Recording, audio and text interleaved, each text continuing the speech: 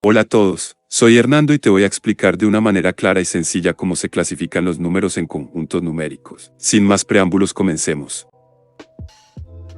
En nuestra vida diaria siempre estamos rodeados de números. Todos los días tenemos de alguna u otra manera que usarlos muchas veces sin apenas darnos cuenta de ello. Entender cómo los números están clasificados y cómo surgió dicha clasificación te facilitará enormemente tu comprensión de las matemáticas. La buena noticia es que probablemente ya sepas mucho sobre el tema. Por ejemplo, habrás escuchado hablar de los números naturales o de los números fraccionarios en la escuela. Así que la información proporcionada en este video reforzará lo que ya sabes de una manera lógica, organizada y divertida. De manera intuitiva, los conjuntos numéricos son conjuntos de números que comparten características en común. Por ejemplo, los números pares entre 0 y 10 es un conjunto numérico formado por los números 2, 4, 6 y 8. Se pueden crear infinidad de conjuntos numéricos solamente definiendo diferentes criterios. Pero hoy nos vamos a enfocar en los conjuntos numéricos de la manera más general posible, donde el criterio de selección será las operaciones matemáticas que se pueden realizar. Estos conjuntos tienen las siguientes propiedades. Cada uno de sus elementos es único o irrepetible. Están ordenados a partir de una referencia o unidad y por último,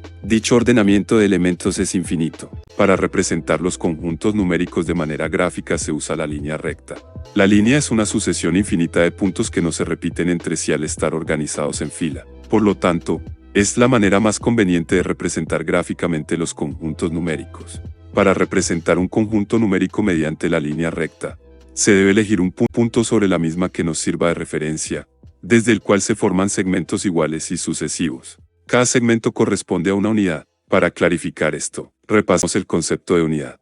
La unidad es algo que está completo o entero y que identifica una clase de entidades similares que pueden ser contadas. Ejemplos: una manzana, un carro, una milla, un billete o un número son unidades. Observe que cuando se refiere a una manzana no se refiere a una específica, sino a cualquiera de ellas de manera indefinida. Empecemos entonces con los números naturales.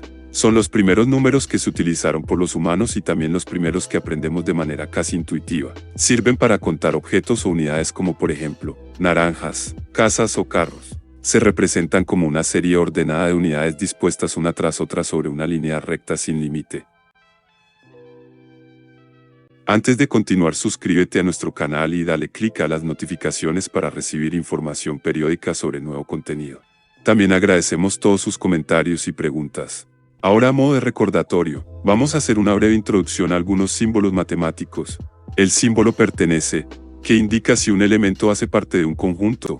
El símbolo de no pertenece, que indica si un elemento no hace parte de un conjunto. Y por último el símbolo de entonces, que nos indica que sigue una conclusión. Por ejemplo, vamos a escribir la siguiente oración usando estos símbolos matemáticos. Si la manzana pertenece al conjunto de frutas que está sobre la mesa, entonces la puedes comer cuando quieras. Para entender la necesidad de los conjuntos numéricos vamos a concentrarnos en las operaciones que podemos realizar con ellos. Por ejemplo, en el caso de los números naturales podemos realizar la suma y la multiplicación. Pero ¿qué pasa con la resta? Imaginemos que tenemos dos números A y B donde ambos pertenecen a los números naturales. Entonces la suma da como resultado otro número natural. Lo puedes comprobar en casa. Por ejemplo, si sumas 3 más 5 el resultado es 8, donde 3, 5 y 8 son naturales. Ahora bien, con la multiplicación pasa algo similar. Si multiplicamos dos números naturales, el producto también es natural.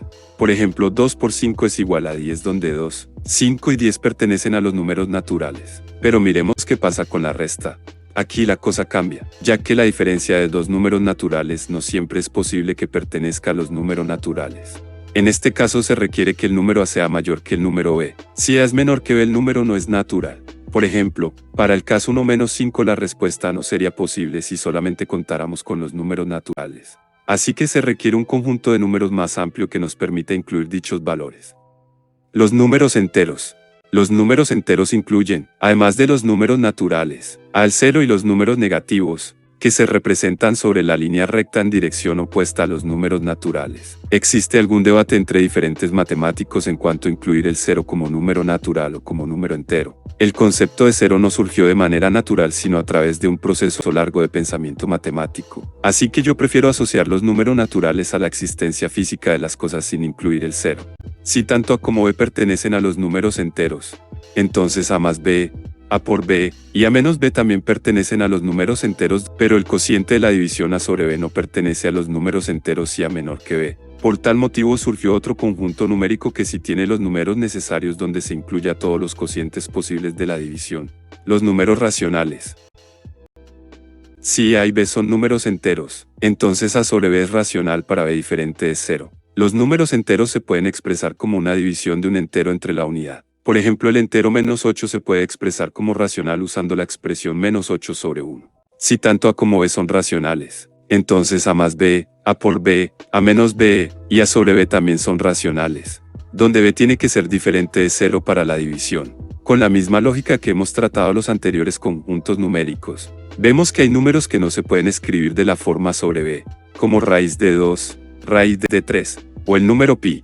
Por tal motivo surgió un nuevo conjunto numérico que incluye estos valores, los números irracionales. Los números irracionales son todos aquellos números que no se pueden escribir como números racionales o de la manera sobre b, donde a y b son números enteros, y b es diferente de 0. Se caracterizan porque su expresión decimal no es exacta, que en consecuencia hace que sean números con expresiones decimales infinitas. Un ejemplo clásico es el número pi, el cual tiene infinitos números decimales. Los números reales simplemente son la unión de los números racionales y los irracionales. Operaciones con reales. Si a y b pertenecen a los números reales, las operaciones matemáticas a más b, a por b, a menos b, a dividido b, también son números reales donde b tiene que ser diferente de 0 para la división. Sin embargo, para la operación de radicación con radicales pares, como por ejemplo raíz cuadrada de a, no se puede encontrar números reales para valores de a menor que 0, por lo que surgió otro conjunto de números, los números complejos. Los números complejos o imaginarios son construidos de la forma más k por i, donde i es igual a raíz cuadrada de -1. Donde tanto a como k pertenecen a los números reales. Se dice que los números reales son parte de los números complejos cuando k igual a 0. Los números complejos entonces es el más amplio de los conjuntos numéricos, ya que toda operación matemática posible entre sus elementos es también un número complejo. Si tanto a como b pertenecen a los números complejos, a más b, a por b, a menos b, a sobre b, y raíz cuadrada también pertenecen al conjunto de números complejos. Ya para concluir, vemos que los números complejos contienen a los reales. Los reales se componen de los racionales y de los irracionales, que los racionales contienen a los enteros y los enteros contienen a los naturales. Si te ha gustado este video, dale un like y suscríbete para recibir actualización sobre nuevo contenido. Hasta un próximo video.